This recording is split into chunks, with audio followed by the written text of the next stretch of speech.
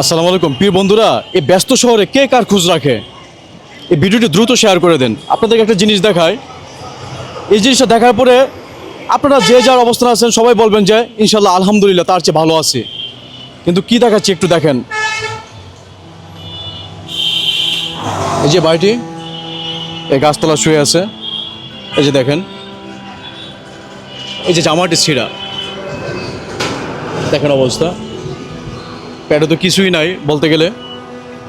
তো আসলাম ভাইয়া, ভালো আছেন? আপনি ঘুমাচ্ছেন? আপনার কোনো ক্ষতি করলাম? মানে ঘুম ভাঙে কোনো কষ্ট দিলাম? একটু উঠে বসবেন, একটু কথা বলবো, উঠে বসেন।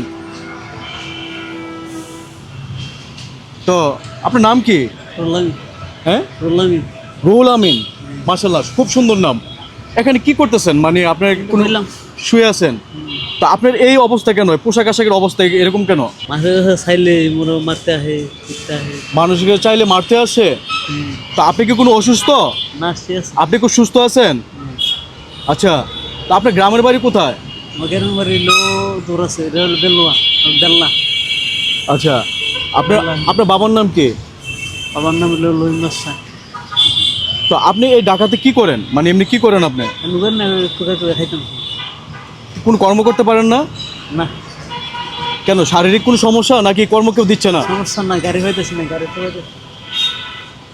আপনি এর আগে কি করতেন? আগে কাজ করতাম, গার্মেন্টসও করতাম, করতাম, গার্মেন্টসও করছে, ছোটবেলা বিপুরি করছে। ঠিক আছে। তো আপনার এই যে জামা ছিঁড়া, প্যান্ট ছিঁড়া, তো আপনি যে এখানে শুয়ে আছেন, মানে আপনার ভবিষ্যৎটা কি? আপনি কি চিন্তা করতেছেন আপনি নিজের নিয়ে? ঠিক আছে, আমি আপনি আপনি কি এখন খাবেন? আপনার পেটে ক্ষুধা আছে? আপনি খাবেন? কি খাবেন? ভাত খাবেন? না, ভাত না, এই আলু পটল দিলে চলবে। আলু পটল, আলু পটল, কাঁচা আলু পটল, কাঁচা কাঁচা না, দিলে চলবো, পাক করে দিলে চললো, খাইলাম আগুন চললে। চলেন, আপনার আমি ভাত খাওয়াবো। না চলো, হ্যাঁ, আপনার গরু মাংস তো ভাত খাওয়াবো, চলেন আসেন আসেন, আমি দেখি আপনার জন্য কি করতে পারি। উঠেন উঠেন, খাউন দে, দে। কোনো সমস্যা নয়, ওখানে গেলে আপনাকে এমনি খাবার দিবে। আসেন আসেন, আপনি আসেন, আমার সাথে আসেন, কেউ কিছু করবে না, আপনি আমার সাথে আসেন।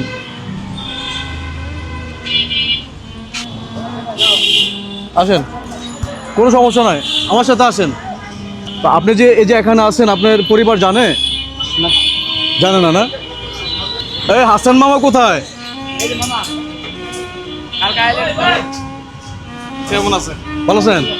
হাসান মামা, এই দাঁড়াও, এই এই এদিকে দাঁড়াও, তুমি এনে বসো, অনেকটা খাবার দেন তো।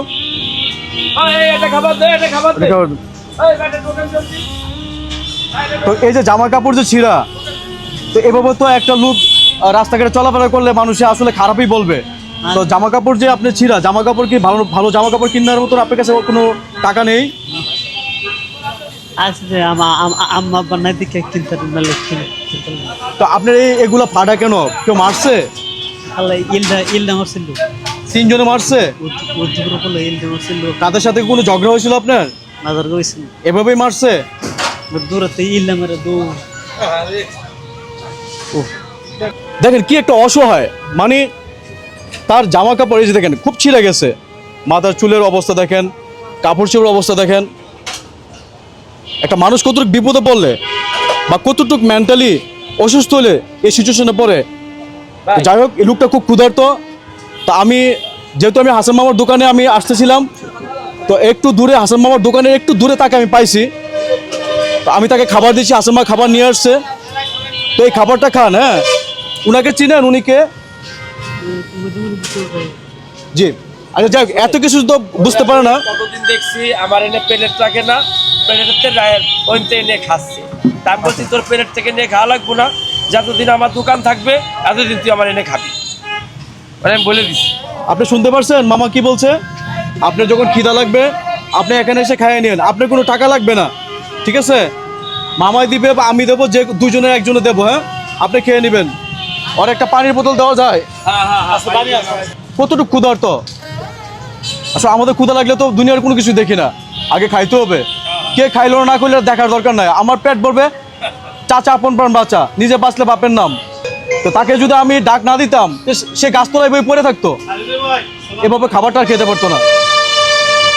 তো যাই হোক, তা আপনি খান, আমি আপনাকে ডিস্টার্ব করবো না, আপনি খাওয়া শেষ করেন, শেষ করে এখানে বসে থাকবেন, হ্যাঁ আমার সাথে দেখা করে যাবেন, ঠিক আছে?